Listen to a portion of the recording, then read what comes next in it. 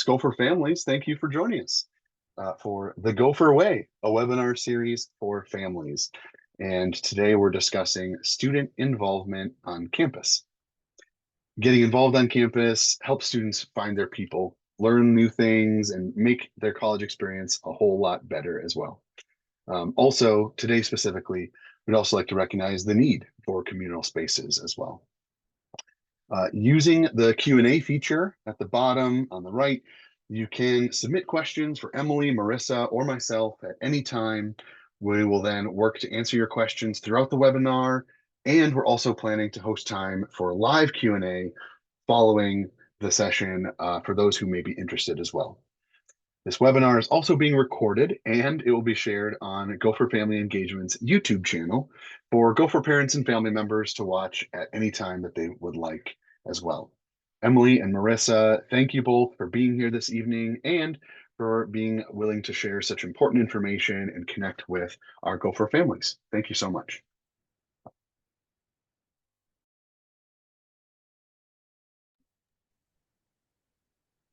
Thanks, Gavin. Thanks, Gavin. Let me go ahead and start sharing. Welcome, everyone. Thanks for joining us today. We're going to start talking about student involvement and how we can engage students for success and growth. And to start out, we just wanted to introduce ourselves. My name is Marissa Suter. I'm the Assistant Director of Student Unions and Activities. I specifically oversee our student activities area, which is very central to the conversation we're having today. I work with our student group services team that works with the almost 1,000 student groups on campus, providing different advising, support, resources, funding, communication, recognition, all that good stuff, as well as our student events and entertainment team, which is a team of students supported by full-time staff that plans 150 to 200 events on campus per year, planned by students for students. I also advise our student advisory board for our department, working in the student unions. And I've worked in the student unions at different institutions. I've worked at University of Michigan, University of Notre Dame, and now here. And that's kind of been the central role that I've played, or area that I've worked in for the last, well, 15 years here at least. And working on the student unions, our mission is very student-centered, student-focused. We're very driven by student needs and making adjustments to whatever it is that students are saying is important to them in their community and their experience on campus. So this is always a topic that is really exciting to talk about, is because it's just something that has been very close to me for quite a while. I'll pass it over to Emily. Hi, everyone. My name is Emily Oswald. I serve in two different roles, both as the Senior Director for Student Engagement and the Director for Fraternity and Sorority Life here at the University of Minnesota. So in that capacity, I directly support our fraternity and sorority team and our extended fraternity and sorority community of close to 3,000 students, 55 organizations, and the historic community we have here at the University of Minnesota. But as well, I also oversee areas that engage students in different ways across campus, whether that be our Radio K program and all of our student DJs and our student programmers and our media, our student media team that's on the air 24 hours a day, 7 days a week from our radio center here on the West Bank. Or our off-campus living program and our commuter connection team for students who live off campus or are commuting to campus and seeking community in a non-traditional way in campus spaces, as well as support some of our civic engagement programming and how students gather and or communicate about issues that matter to them and how they use our First Amendment spaces on campus, and how they do so in a way that teaches them the tools and skills that they need to have hard conversations with people with different beliefs or thoughts than them. And so when we think about this cross-campus experience, that's why Marissa and I are partnering up on this presentation as professionals who do this work in different ways and provide opportunities for students to find their corner of campus. And we're excited to talk to you guys about it tonight. My background, I've been at the University of Minnesota for 3 years now in my role. Previously spent 6 years out at the University of California, Los Angeles. So doing this work at urban, large campuses is what I do, with 2 years from Florida State before that. So excited to have you all here with us and talk about the experience of what your Gopher can do to be engaged on campus. So with that, here's a quick overview of what we're planning on kind of running through over the course of our conversation today. So we're going to start with, how does my student even get involved on campus? What does that look like? Why is it even important that they may be involved? When they are involved, what do those responsibilities look like? And as they continue, their journey on campus, how do you support your student in what healthy involvement actually looks like as they continue to be engaged? So to start, we want to kind of go through the why, right? I think back to my college experience and my parents not fully, they wanted me to focus on academics, which is very, very true, right? Of all of us. Students are here first and foremost as students. They come to the University of Minnesota and choose this really amazing institution to get a quality education and walk away, hopefully, being very engaged in that academic setting, doing well in their classes, and ultimately walking away with a degree, right, from the university. But what my parents didn't understand is the college experience is certainly much more than that, right? And where a lot of benefits come in isn't just solely in that academic setting, it's everything outside of that as well. And so when we talk about involvement, there's certainly a connection to that academic piece, but there's a lot more that they get if they, expand beyond that academic side of things at the university. So some of those things include that professional development that exists, that it can help the students that end up doing really well in different facets of their experience, particularly academics, are engaging outside of the classroom as well, right? And there's that link between how, say, student groups can assist with that professional development, and that link between what they're learning inside of the classroom as well as outside of that classroom. They're able to develop different skills, and it may be technical skills, but also those soft skills that are needed in a variety of applications in their life outside the classroom, and being able to network with professionals, their peers, their professors, different professionals in their work.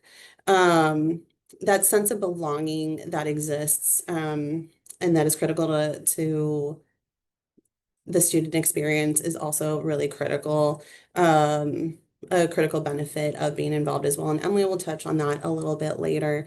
And general benefit to the community. When students are engaged, they're not only supporting themselves and their emotional well-being and providing that themselves with that, basic need of sense of belonging, but they're providing that opportunity to others as well. When you think of student groups, for example, those leaders are really creating that community that then benefits others to be successful on campus and to thrive in a different way. And beyond this, just generally, there is research showing that the more that students are engaged in those co-curricular experiences, they are not only doing well academically, but they, past graduation, they're more civically engaged, they are more prepared for the workforce, and they are able to like when we talk about skills application, be able to apply those skills that they learned in a safer environment more successfully and in a healthy way beyond the classroom, beyond their college setting. Um, and all the while, hopefully, they are really enjoying themselves too, right? There's a lot of work that's involved, or expected, I guess, as you're involved in different opportunities. But a lot of it is enjoyable, right? The students are hopefully engaging in a way that is beneficial for them and they're enjoying that experience along the way. Um, when we talk about the types of involvement and different opportunities that exist at the university, um, you probably have seen the university is a really, really big place. It can be very overwhelming, and potentially going through orientation. As a parent, for example, you can see there's a wide variety of departments and services and different areas that exist for that student support. And a lot of those areas do offer different types of student involvement, plus, the 1,000 groups that, I had mentioned that do exist that are student run and led. And so it can be a lot to try to kind of figure out, what's out there. What does that mean? Uh, what types of things even exist. There's a lot out there, but the beautiful thing about that is there's a lot of different options. So your student may be able to find that more niche community that really they're looking for, or find a variety of opportunities that no one is limited to just a thing, but we'll also get to time management and healthy involvement later as well. Um, when we look at student group types and categories, if you were to go to like our resource, we categorize student groups into like 30 different categories. So, this is certainly just a very, very quick summary of what that involvement can look like. So things like academic and professional development, which can include, definitely not limited to academic clubs and professional societies. And when I think of, I mentioned skill development earlier and that connection between the classroom and that involvement outside of the classroom, sometimes these clubs are really a great place to make those connections. And that can happen in any way. And I don't want to discredit any of that, those other connections that can be made. But I think of, the photo is of a student in Tesla Works. There's CSE, the College of Science and Engineering student groups. I can think of several, including Tesla Works, that do a really great job of taking those the knowledge that students have in their classrooms and then really directly applying it to the work that they're doing in their student groups. Things like the Rocket Club or say Engineers Without Borders, great examples of those kind of connections that are made. There's also different types of groups that may focus on social or community engagement. Greek life is a great example of that. We have cultural centers well, we have all sorts of cultural groups. We have cultural centers that also have space in the student unions, along with our student government and commuter connection. And they're a really strong spaces for community building, club sports through our recreation and wellness centers, or we kind of bundled a lot of things in our collective interests, right? So if your student is really into, say, video games or board games, or they're a movie buff and love getting together with friends and watching movies, there may be some more social kind of group out there that really they gravitate toward that relates to their interests or passions, where they really can find that community in that way. And then we also have another category of civic and campus leadership, which can include student government. On our campus, we have undergraduate student government, professional student government, council graduate students. There's the University Senate as well, all focused, of course, on different levels um, of a student's career, and may do advocacy or decision making for all students on campus. Advisory boards in different departments. I mentioned I'm an advisor of our student unions and activities advisory board, and those students on those boards really do help make really impactful decisions for the campus community and help lead different organizations on campus. to be able to provide those services that students really are looking for and to make those necessary changes on campus and provide that strong student voice. And then programming boards. This can exist in different colleges or departments. I called out Student Events and Entertainment as one group that, I work with, students leading event planning and programming, again, for students by students and ensuring that college experience is what um, is as robust as possible and as engaging as possible for all students on campus. Our students, like the image here, plan a campus festival called Spring Jam in April. And that's one of the events that they do. Homecoming week is coming up. And so they're charged with planning campus-wide events, again, that are of great interest. Quick plug, Ben Schwartz from Parks and Rec is coming. So if you or your students are interested, that's available soon. Not soon, it's available, tickets are available now, sorry. But again, just a quick set of examples of ways that students can come together, find some commonalities, meet people from different backgrounds, similar interests, and really provide that sense of belonging that we had talked about before. And in terms of, great, there's 1,000 different options on campus. How do you even go about finding this? Yeah, there's several ways in which students can find opportunities. Um, Again, the university is a big place, and so this is not necessarily all the ways that could be.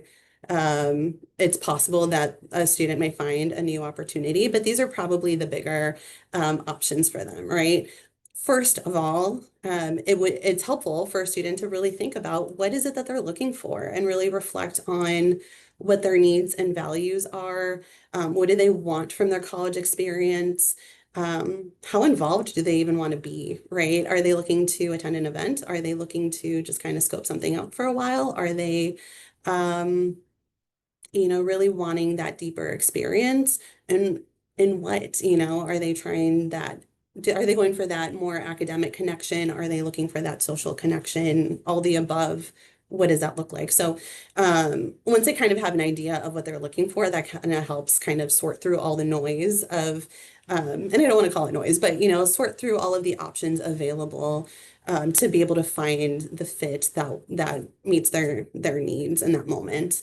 Um, our office also provides different opportunities for groups to kind of recruit new members and showcase who they are as organizations, and provides an opportunity for anyone who is looking for a way to be involved to meet those groups and kind of scope out, what exists on campus. And so there are some upcoming fairs. We do a couple in the fall every year and one in the spring. So there's always something every semester. So if your student is not quite ready right now to engage, that doesn't mean that they're going to completely miss the mark and spring is gone and that opportunity is lost. We'll still have something in the spring if they're looking for something later. So September 16th in Minneapolis, September 23rd in St. Paul. And then I believe February will be in Minneapolis again.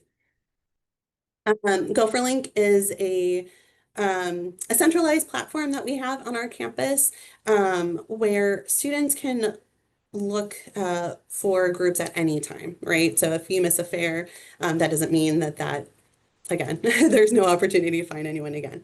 All of our 1,000 groups on campus that are registered are listed in GopherLink, and we have a full directory. The link is here. If you, as a parent, checked it out, you would not be able to see the full breakdown of information, but your student going through their login will be able to actually log in, look at every group's profile that they click into, can find more information on each group, how to be involved, where they meet, what events exist, that sort of thing.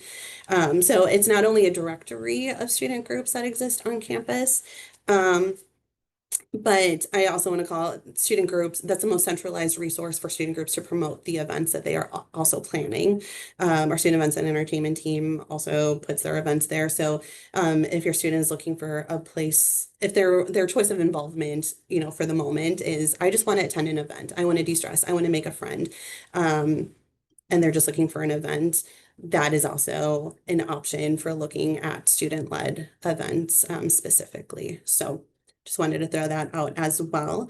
And then many groups will also host, speaking of events, recruitment events, and that is another way for your student to go and kind of check out what different clubs and organizations are about during these recruitment events. The month of September is often packed with a variety of groups, hosting like welcome back barbecues and picnics and all sorts of welcome back events, specifically for this reason, right? So that students can connect and get to know what that group is about and determine if they have that connection and interest to continue on in some shape or form.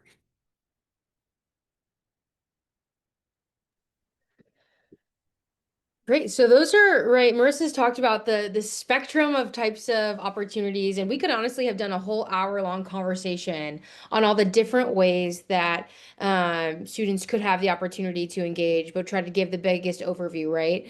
And as we have our community of parents here on the call today as well, is that your student, right, might be one who got to campus and jumped in and started, attending events, attending program, went to every welcome week activity, has potentially, made a ton of different friends in different groups and has been suggested to attend a recruitment event in certain spaces.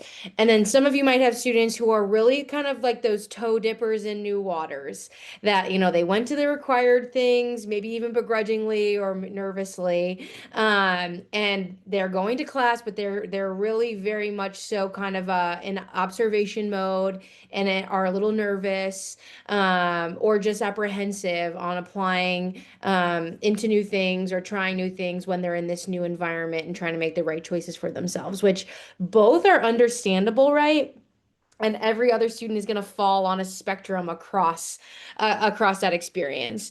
And so when we talk about involvement in this, grand set of opportunities, we also like to talk about how do we help students, and how do you help your student talk about what does it look like to be involved in a way that's healthy and productive for them. Because as Marissa mentioned on the why, being involved in the community in some capacity and being engaged in the environment is traditionally a predictor not just of academic success, but of health and well-being and of long-term success as a human after college.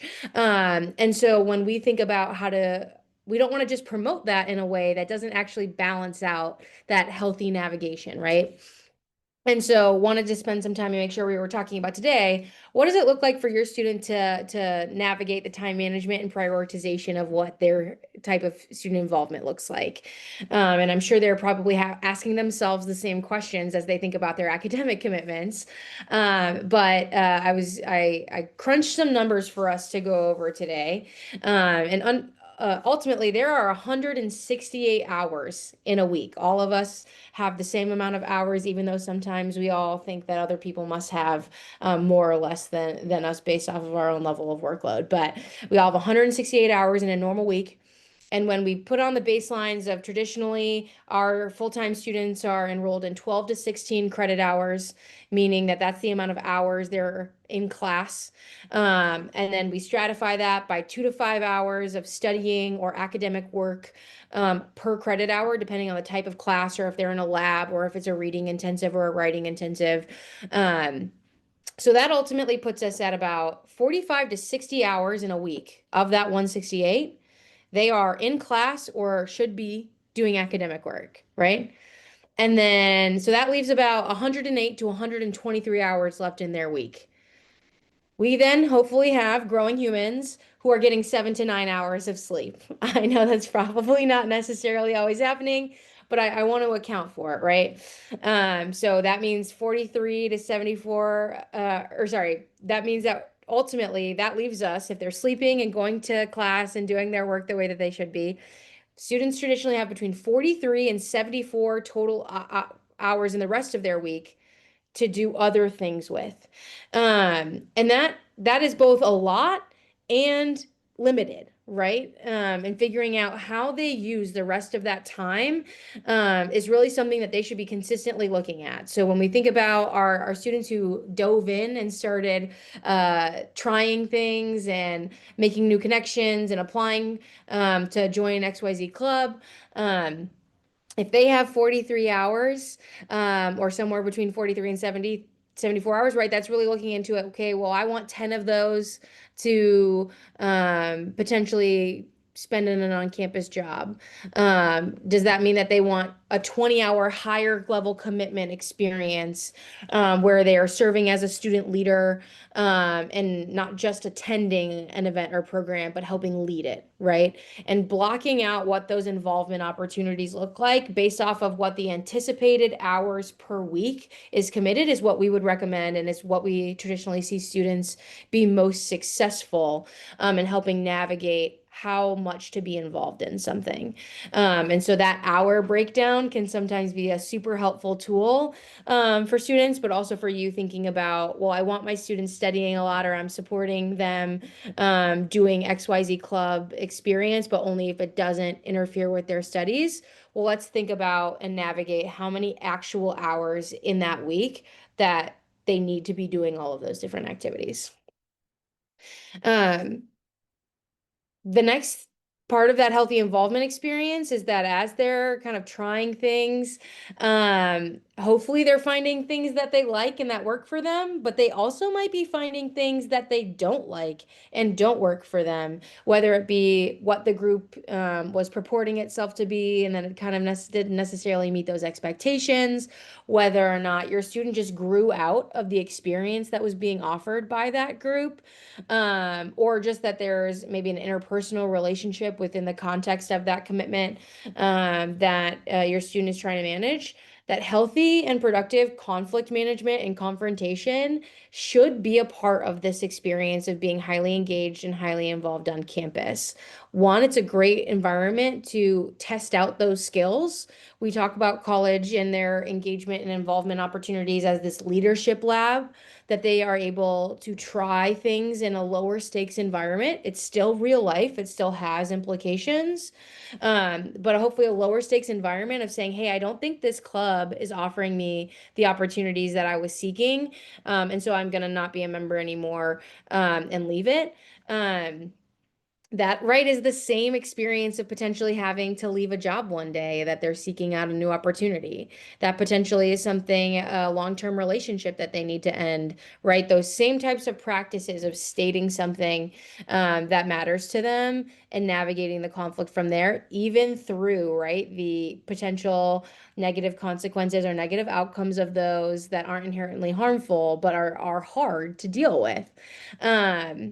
And then all of that, right, coming with some aspect of social risk, right? We are going to talk about belonging in a minute, but ultimately, when we want to belong and when human beings want to belong, and our college students who are at this really young developmental time in their life, or really important developmental time in their life, they are seeking that experience of feeling a part of something, especially in this new environment.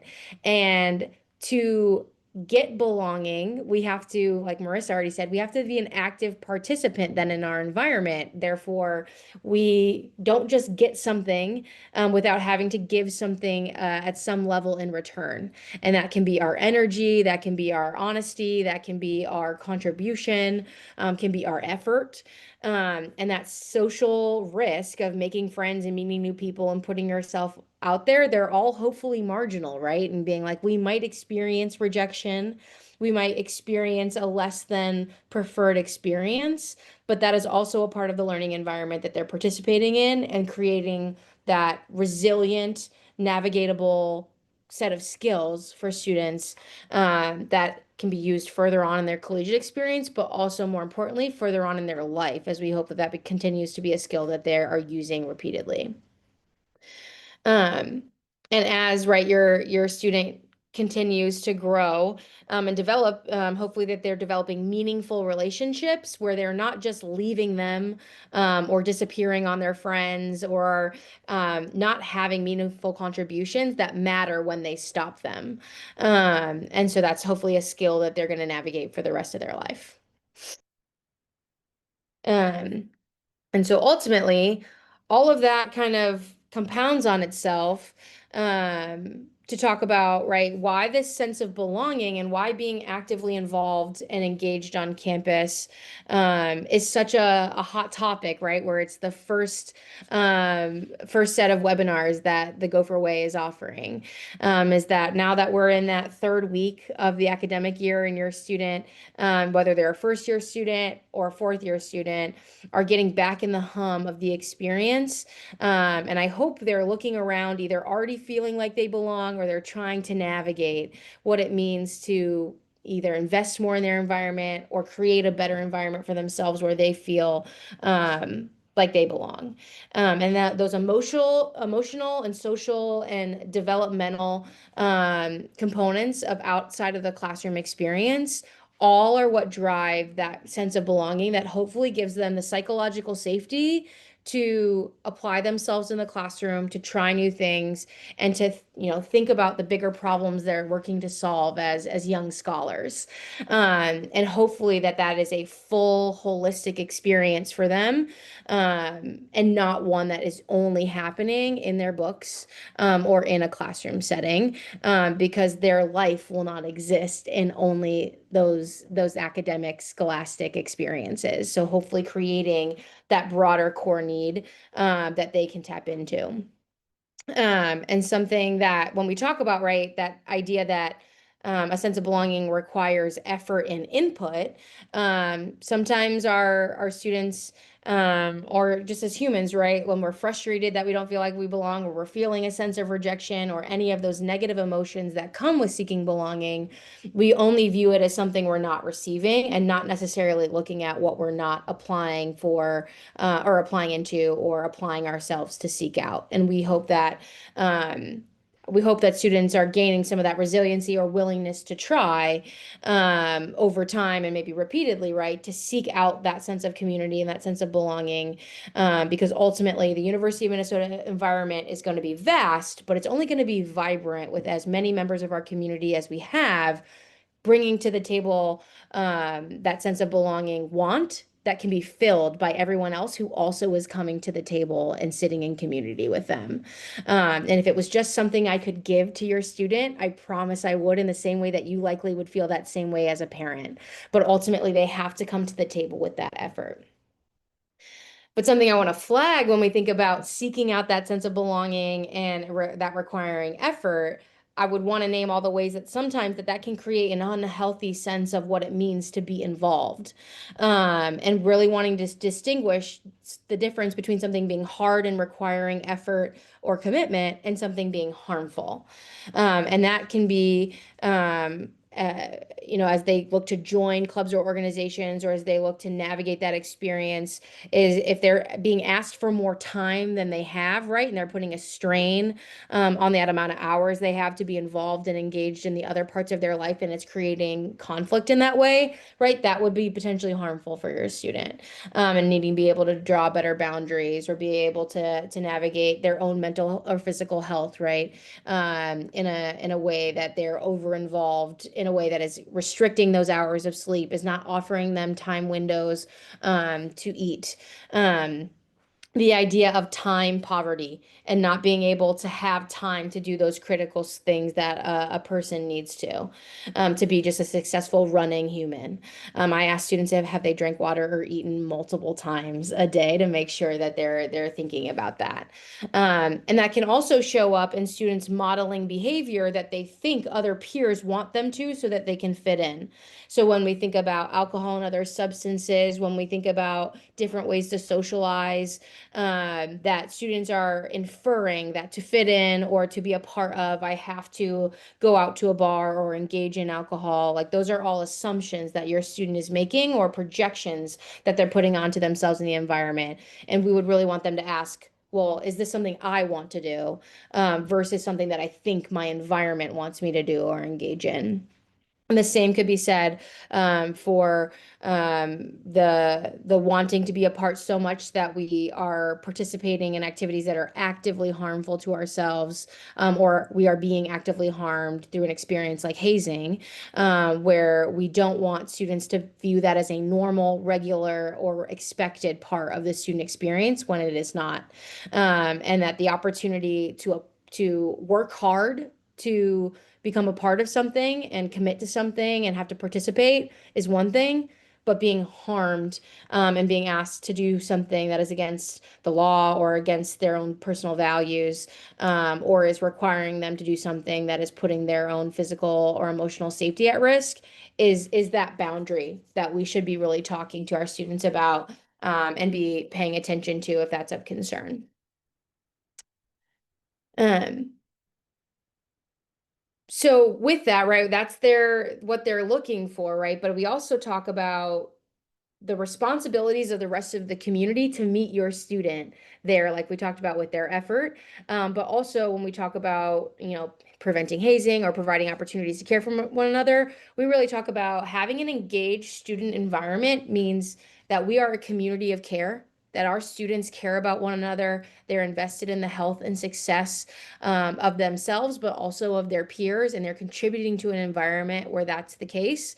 I hope your student is meeting people who they know they can ask for help, that they can be someone to call upon, that they can be trusted with their fears, their hopes, and their excitement and the value of their college experience, in the same way that I hope your student wants to do that for someone else or is willing to navigate those hard conversations with their own peers. Um, and the next way is right around being an informed citizen and participant in the community. We hope that this is the opportunity to practice what it means to see something, say something, to show up and participate in a hard conversation for a community, to learn something about someone who has a different experience, or background, than your student who showed up on campus does, and then applying that to the life experience that they're seeking out or in the voices that they're hearing across campus. Um, Being able to engage in that accountability experience, right? To be accountable, that when I say I'm going to show up to something, that you do. And that being a practice skill, that they're willing to receive accountability and they're willing to offer it to their peers as a part of our community.